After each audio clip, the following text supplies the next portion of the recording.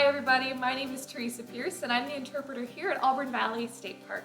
And I'm here today to give you a virtual tour inside the Marshall Brothers paper mill here in Yorkland.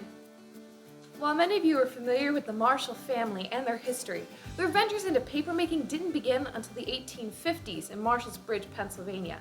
The history of this mill building predates that by over 100 years, when in the 1730s, John Garrett, along with 4 other men, joined into a 5-way partnership to establish a grist mill in this area. Welcome to one of the newest parts of the Marshall Brothers paper mill building here on the 2nd floor. Even though the building dates back to the 1730s, this building served as many uses over the centuries: a sawmill, a textile mill, even an early rudimentary version of a paper mill. It wasn't actually until 1890 when Israel Marshall purchased this site to begin making paper. That paper-making process began on the 2nd floor of the building. Now, once the rag crew have finished processing, sorting through all of the rags that have arrived to the building, they're going to be moved along this conveyor belt to arrive at the various boilers to be cooked. Now, the boiler we're actually sitting on top of right now was added in the 1940s, so don't expect this fancy-looking machinery to have been there in Israel Marshall's day in the 1890s. Now, the processed rags are going to be moving along this belt to the hatch where it will be dropped down into the boiler.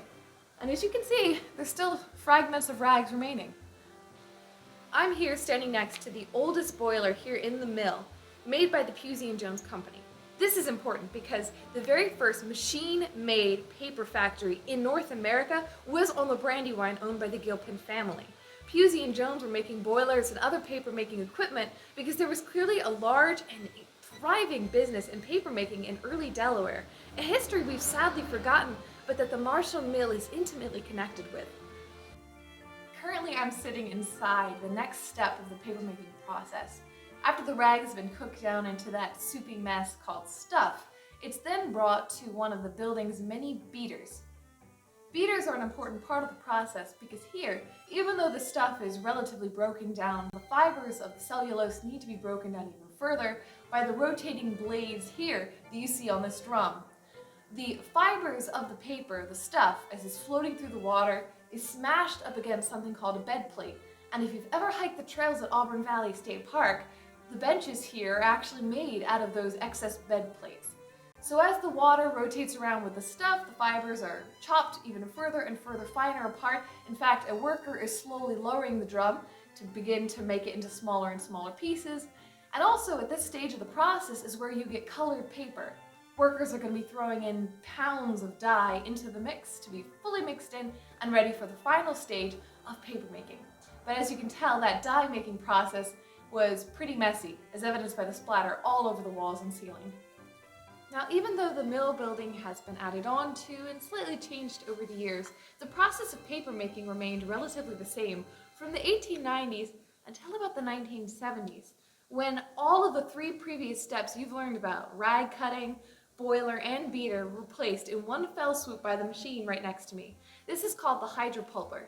You see, at this point it became much more cost-effective for them not to hire special crews to do each one of these tasks, but instead to purchase pulp bales from a paper-making company that produced them in bulk, much like they used to do with their rag dust for the craft-making plant in Wooddale.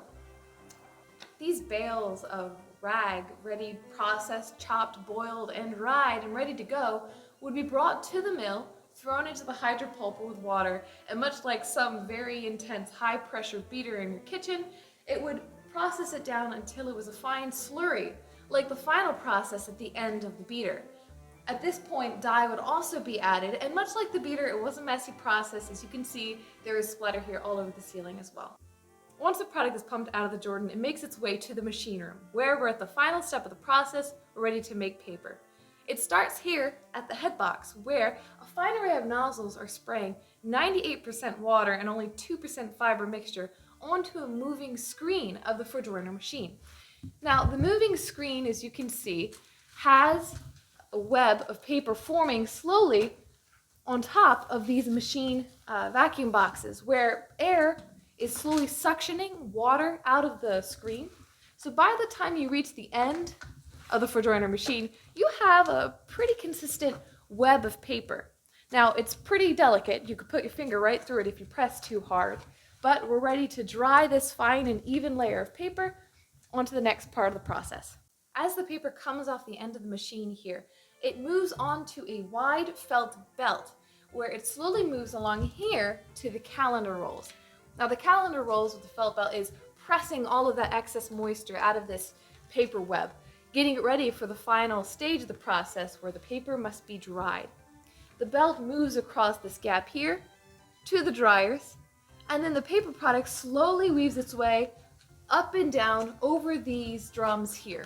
The drums are heated with steam, and they slowly dry out the paper. That obviously is going to produce a lot of excess moisture and steam off the paper. It's going to howl excess steam from the machine, and that is why there's ventilation ducts above the drying rolls to suck all of that moisture and that steam out of the air to ensure by the time we're reaching the end of the drying rolls, we have nice, even, dry paper. Well, we're finally here at the end of the paper making process. Once the paper comes off the drying rolls, it's actually squeezed through the calendar rolls here at the end, where instead of squeezing out excess moisture like we did at the beginning of the process, these calendar rolls would have been bright and shiny in their heyday and would have put a nice sheen, if wanted, onto sides of the paper to give it a nice even finish. Then it's wrapped around here, and in fact you can see the very last rolls of paper produced here at Marshall Brothers wrapped up, ready to go.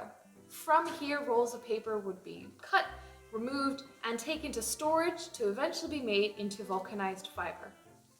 Even though the last rolls produced here on the line are a grayish material, probably one of the most commonly requested colors for vulcanized fiber, as the Marshall family's products began to expand and their vulcanized fiber empire began to grow, it might seem that the Marshall Brothers paper mill was becoming a relic of the past, but that really isn't the case.